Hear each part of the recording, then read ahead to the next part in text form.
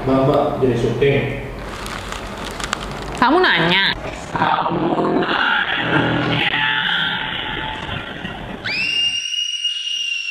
Review time. Halo Sobat Teknologi, kembali lagi nih sama gua Tata. Di video kali ini gua mau review salah satu produk keyboard dari Cooler Master. Kira-kira keyboardnya tuh seperti apa ya? Tapi sebelumnya jangan lupa kalian klik tombol like, subscribe, dan juga komen, dan juga share kalau video ini bermanfaat ke teman-teman kalian. Oke, kali ini gue mau review salah satu produk keyboard dari Cooler Master SK620. Tapi sebelumnya gue mau review dulu nih packaging dari keyboard Cooler Master 1 ini. Bagian depan kardus ini terdapat gambar keyboard dari Cooler Master SK620.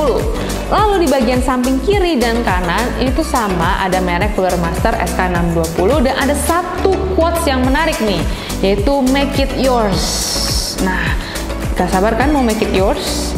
Lalu di bagian atas dari packagingnya ini ada deskripsi dari setiap negara. Dan terakhir di bagian belakang dari packagingnya ini terdapat deskripsi dari setiap bagian-bagian keyboard ini. Oke Sobski, langsung kita lihat aja di dalam box ini ada apa aja ya. Di dalam boxnya ini terdapat keyboardnya, key puller, dan kabel Type-C to Type-A dengan panjang 1,8 meter. Yuk kita bahas dari segi desain bodinya. Keyboard ini memiliki ukuran panjang 29,3, lebar 10,3, dan tinggi 3,2 cm. Sangat simple dari desainnya. Keyboard SK620 ini merupakan tipe keyboard 60% dan memiliki 62 keys. Top case dari keyboard ini menggunakan bahan brush aluminium yang berkualitas baik, sedangkan bottom case-nya berbahan dasar plastik yang bagus juga. Terus di bagian bawah keyboard ini pun didesain dengan simple, hanya terdapat logo Cooler Master dan ada dua buah rubber feet di bagian bawahnya dan ada dua buah adjustment height yang dilapisi oleh rubber feet, sehingga membuat keyboard ini nggak gampang bergeser. Kemudian SK620 ini menggunakan switch dan keycaps yang low profile, sehingga kesan ramping dan simple yang terdapat pada keyboard ini nggak terkesan nanggung Sobski. Keycapsnya berbahan dasar plastik ABS dengan tekstur yang lembut menurut gue, dan finishingnya pun juga oke banget sih Sobski. Untuk fontnya berkesan padat tapi masih terlihat jelas dan tidak menumpuk, sehingga untuk kejelasan font masih terlihat dengan baik. Tombol shift pada keyboard ini juga berukuran kecil menurut gue ya. Untuk keyboard tipe 60%, layout keycapsnya sangat mempengaruhi fungsi dari keyboard. Maka dari itu, untuk ukuran tombol shift yang pendek ini digantikan dengan arrow key. Jadi menurut gue itu merupakan keputusan yang sangat tepat buat diambil oleh Cooler Master dengan mengurangi volume tombol shift digantikan oleh tombol arrow yang sangat berfungsi banget sih menurut gue. Kemudian tombol FN ini diganti sama logo Cooler Master. Nah, ini cara yang tepat banget menurut gue untuk memberikan identitas diri atau logo di keyboard yang sangat minimalis ini. SK620 ini menggunakan dua tipe switch, yaitu red switch dan juga blue switch. Nah, gue mau cobain rasa dari ketika gue mengklik-klik keyboard ini.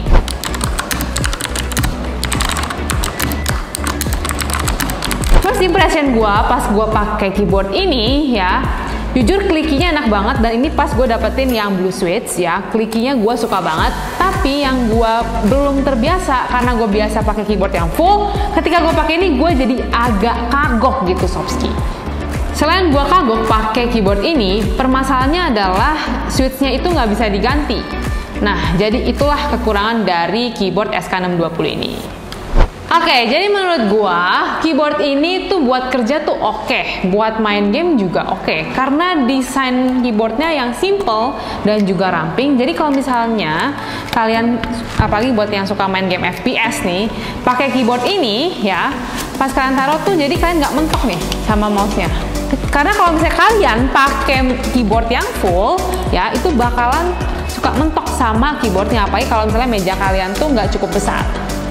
Nah, selanjutnya kita bahas soal RGB-nya. RGB-nya terang dan soft. Lalu di situs Cooler Master-nya kalian bisa mengatur RGB-nya, tidak perlu menggunakan software-nya untuk mengatur RGB-nya. Semua itu cukup menggunakan function key-nya. Selain dari itu, function key ini bisa juga digunakan untuk men-setting makro dan menentukan profile. Cooler Master SK620 ini menyediakan kabel USB-C karena keyboard ini tuh nggak bisa menggunakan wireless. Nah, itu juga menjadi salah satu kekurangan ya menurut gue. Oke, sekian review gue tentang SK620 ini. Kalau kalian suka, di like dan juga komen. Ya, siapa tahu gue bisa review produk-produk lainnya yang kalian komen. Dan juga jangan lupa share dan juga subscribe kalau video ini bermanfaat untuk teman-teman kalian. Gue tetap pamit undur diri. Kamsia Sobski.